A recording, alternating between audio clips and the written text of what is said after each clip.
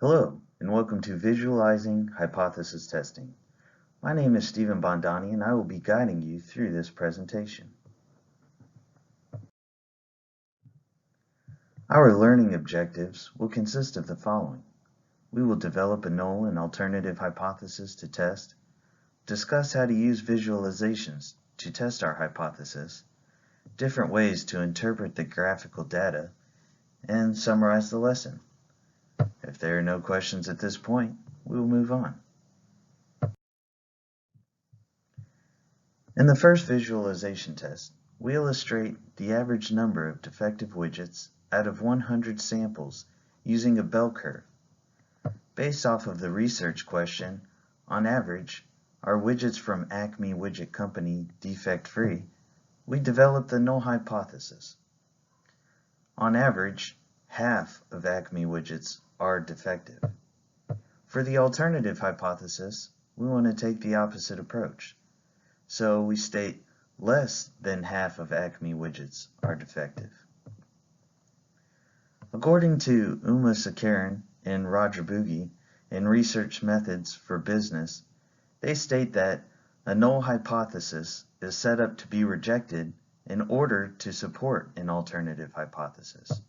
However, the null hypothesis is presumed true until statistical evidence in the form of a hypothesis test indicates otherwise.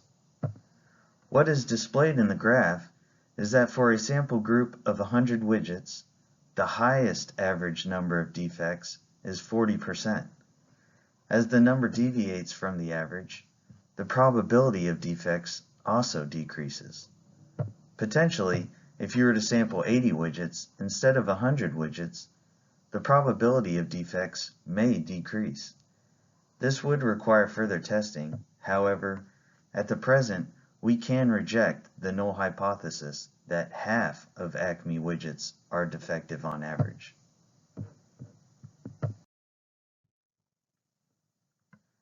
You can also use two bell curves to compare averages between two groups. In this graph, the blue bell curve represents the major league team, and the red bell curve represents the minor league team. The question is whether or not the average numbers of home runs is higher in the minor league team or the major league team. For a null hypothesis, we could state major league teams don't average any more home runs than its corresponding minor league team. The alternative hypothesis could state major league teams do average more home runs than its corresponding minor league team. Based off of the data available, the highest average of home runs for the minor league is 15, and for the major league is 16. The shaded area shows the percentage of times where home run hits are the same between both teams. Based off of the graph, about 7% of the players on both the minor league and major league teams only average 7 home runs. However, the data does prove that on average, the major league team receives more home runs than its counterpart.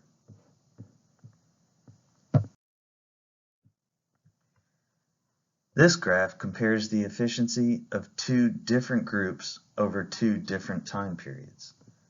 The blue line represents the group with a single queue and a single server in sequence over the course of 4 hours. The red line represents a group with a single queue and multiple servers in sequence over the course of 10 hours. The research questions the average efficiencies between the two groups. For a null hypothesis statement, I've got there was no difference between the efficiencies of multiple servers in sequence and single servers in sequence. As an alternative hypothesis statement, I've said there is a difference in efficiencies of multiple servers in sequence than single servers in sequence. Looking at the graphical data, the single server in sequence model averaged 50 customers per hour. The multiple server model averaged 30 customers per hour. However, in some extreme cases, the single server model averaged 100 customers, where the multiple server model only averaged 60. There is definitely a difference in efficiencies between the two groups, but more information would be needed to be gathered to compare the averages, such as monitoring same time periods of performance.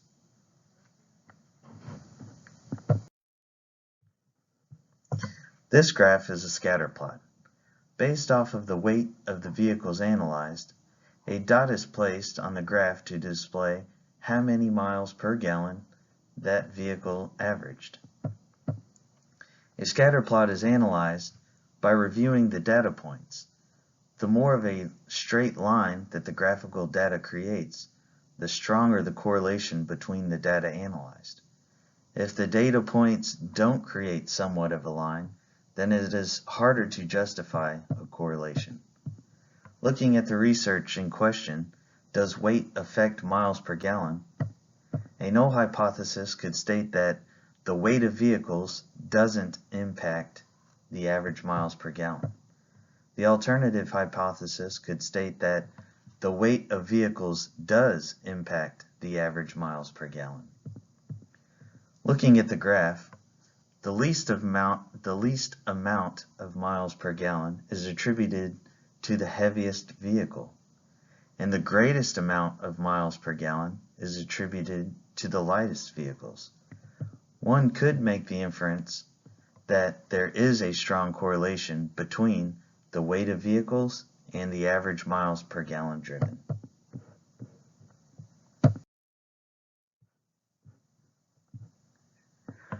Before you begin your hypothesis test, you should make sure that you have distinguished the difference between the variables being tested.